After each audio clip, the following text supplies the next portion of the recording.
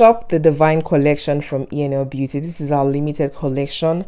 Order it right now from our website www.enlbeautyng.com. Hi guys, Nina here. Welcome back to my channel. If you're new to this channel, thank you for clicking on this video. My name is Linda and I'm filming this video from Abuja. Yeah, Abuja is in Nigeria. So guys, in today's video, I'm going to be talking to you guys about how I was able to turn 12,000 naira into 500,000 naira in less than 4 months of selling food. If you want to know how I was able to do this, then please keep on watching this video. And the essence of me doing this video just to share with you guys on the power of small beginnings. I know most times we want to start this business and we always think that, oh, if you don't have this 50 million naira to invest in this big business, or 5 million naira or 2 million naira or 1 million naira to start this business, then you think you can't actually start the business in question you want to start. There's always a way if there's a will.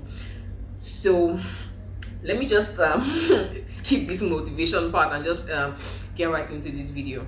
So the first thing I want to just start with is what led me into going into like selling food. And let me just put this part out there. At the time when I was selling food, I was being called Mama Put by my friends. Oh my. So what happened? Why did I start selling food? So I just finished writing my final year exams in university. The medium in which I used in entering school was through a certificate program. NYSC was being delayed for 6 months, and within that 6 months I didn't want to go home. I didn't want to go home doing nothing. I didn't want to just go home and just sit down and waste away time and just while away my life. I didn't want to do that. So what I then decided to do was, okay, within this period of waiting for my youth service, why not I put that time towards selling food. So what I did was I went and I started buying things that I would need. Like I had just 6,000 naira.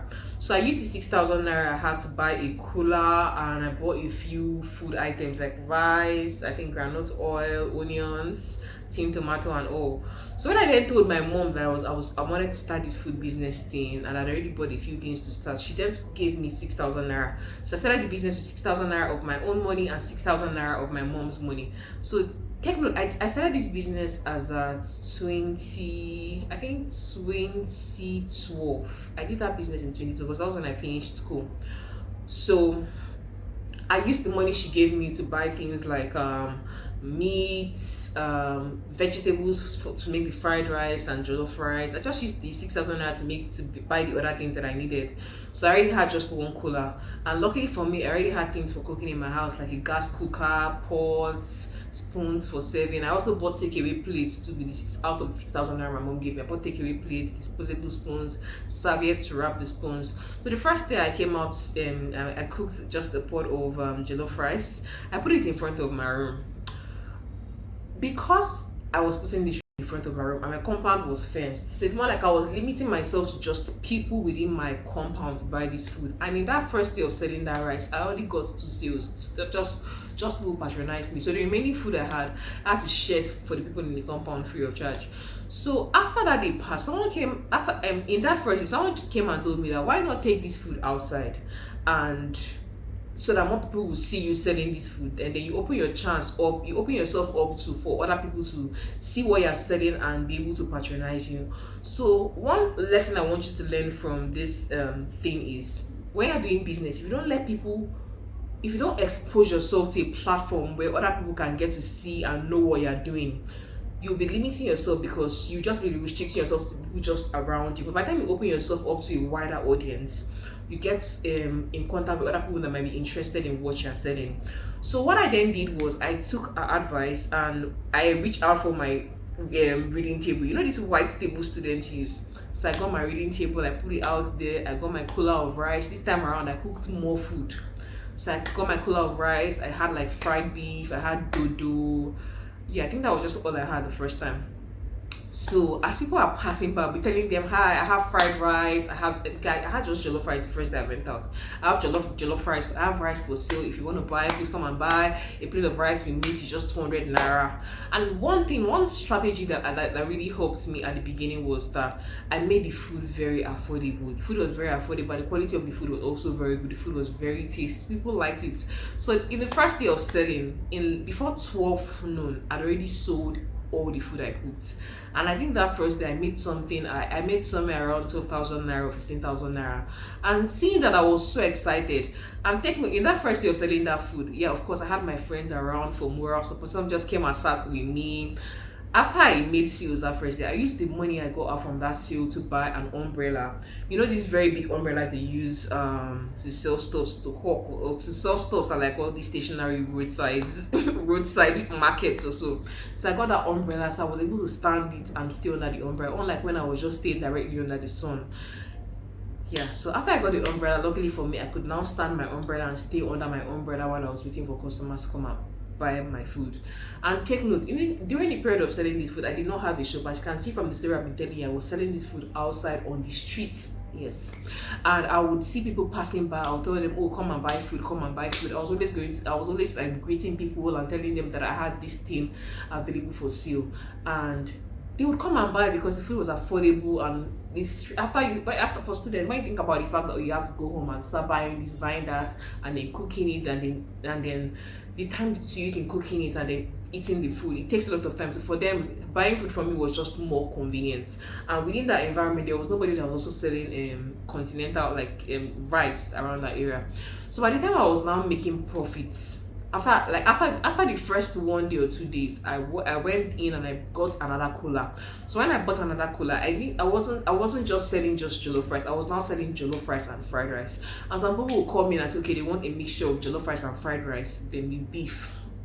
So as time progressed, I said, let's add other things, like I'll make salad, I'll make coleslaw, and also sell it with the food. I'll probably sell salad for somewhere around 100 naira or 200 naira, depending on the portion. So I did this business for a while, and at a point, selling outside was no longer convenient for me. So I looked at the compound where I was staying, and luckily my room was just downstairs. And outside of my room, there's this space outside of my room. So I just noticed that, okay, I could actually use this space and tell my landlord to build a shop here for me, which I'll then pay the rent for the shop. If I didn't tell the landlord that, okay, see, this space you have here, there's potential for you to actually use this space here to build a shop, that land will still be laying fallow up till this day. But I can assure you that ever since, after I told my landlord about, okay, use this place, build a shop for me, I'll pay the rent, till today they're still collecting rent from that idea which I gave them. So I agreed with the landlady that they were going to build a shop for me and I was going to pay rent there. So after a while, after about 2 weeks or a month, they proceeded to start building the shop there. I was very excited. I couldn't wait to move into my new shop. I couldn't wait to just upgrade, being able to have people sit in, so being able to expand on the things that I was selling, like probably sell things like gari and soup, sell like rice and pepper soups, sell things like, sell more indigenous like soups soups that people were asking for. So luckily the shop was built for me. I paid the rent and I moved in there. So first they opened the shop, I had to then increase the price of the food. So that was one of the first issues I had. People were complaining that they didn't want to have to pay 300 naira for the food anymore. They wanted to keep on getting the food at the same 200 naira they were getting it for. So of course I had to listen to my customer. I didn't budge into the 200 naira they wanted. What I just did was I just reduced the price down to 250. So I was now selling a plate of food for 250 naira, and I was still making profits. So one thing I would like to say that made me stop the food business was this the issue with the location in which I started that business, which is a school environment. As you all know, like with the Nigerian education system, especially like if it's a federal school or a state school, there are always issues with schools going on strike. So within that, after like the 4 month period, school went on strike. So students had to go home because the strike was really long. Students had to go home. They were not even certain about when school was going to resume anymore.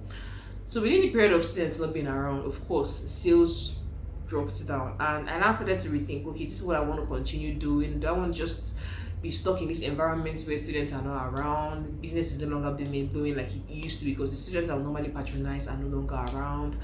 Do I start looking towards maybe doing supplies in other places like banks? At the point, I decided to just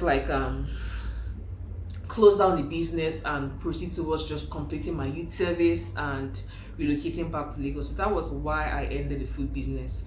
But honestly, sometimes I think about it, what if I didn't end that business and I decided to just locate the business somewhere else? Like, well, what would my life have been like? Would I have opened up this YouTube channel? Would I be currently doing what I'm doing now. I really don't know how my life would have panned out. But anyways, I'm just thankful for all of the lessons I learned during the period of selling food, and honestly, things that occurred then I could actually apply to other things which I'm currently doing right now. And honestly, I do not regret selling food. I do not. I'm not ashamed of to have been called Mama Put in quotes. And I'm just happy about the fact that I was able to raise money, which sort of helped me be able to afford more things, invest in other areas. Because I think the money I had saved was part of what I used in learning how to do makeup. I used it for makeup training, investing in my first makeup tools, makeup products, and all. So sometimes when you start something, it's usually like seeds that you use to invest in other things. So don't always despise the days of little beginnings. I know in the beginning time of starting anything you're going to venture into, it's not usually easy, but just keep the faith, keep on persisting whatever it is you find your hands to do it well, be humble, give your best at it, and eventually with time you're going to be smiling to the bank. And of course you're going to also find joy and fulfillment in whatever it is you're doing. And if you're doing a business and you feel like there's no joy in whatever it is you're doing, then I think you should actually consider doing something else. And another thing I also want to make mention of is, when I was doing this food business, I had naysayers. Damn, I had like someone like my dad was telling me so ashamed about the fact that, oh, I went to university to study economics, and then now what am I doing? I'm selling food. Then I had like some aunties also telling me the same thing, like how are you selling food? Like, why are you selling food? After all the old school you went to, it's now food you're not selling. Like, you have people say things like that really belittle like whatever it is you're doing, but they really do not matter. Because at the end of the day, so long as you're paying your bills, you're taking care of yourself, you're not having to ask anybody for money. I think that's all that really matters. Look at brands like the KFCs, the McDonald's, the Chicken Republics. Like, people go into those places to buy food. Or even the more classy restaurants like the Cilantros, Casa Lidia, Yellow Chili, Black Pearl, like Black Pepper or Black Bell. There are lots of really nice restaurants these days, and if those people that started this restaurant just looked at the way people would react to them, how would be selling food, Mama Put and all of that, they won't have built these big businesses that they had. So whatever it is your hand finds to, just do it well and ignore the haters. Anyways guys, thank you so much for watching this video. You have been seeing me dropping some food videos on my channel and be wondering like how do you go from doing makeup and hair to dropping food videos. The reason why I've been dropping these food videos is because food is actually something I like eating food. I'm not going to lie, I'm actually a foodie. I'll call myself a foodie because I like food. Though I'm not quite sure if it's something I'll consider doing again as a business. But I just want to just share recipes because it's actually a part of my life. I tend to cook a whole lot, especially when I'm back home in Lagos, because of course I stay with my dad. I have to make food for him and all. So food is just something that I do frequently. So I decided to just share a few of my recipes online here on my channel. So if you guys see me uploading more food videos, please do not be upset. If you like to watch them and learn a thing or two from them, please watch them. Anyways guys, thank you so much for watching, and I'll catch you in my next video. Remember, be bold, have courage, live a positive life. I'll see you in the next one. Bye guys.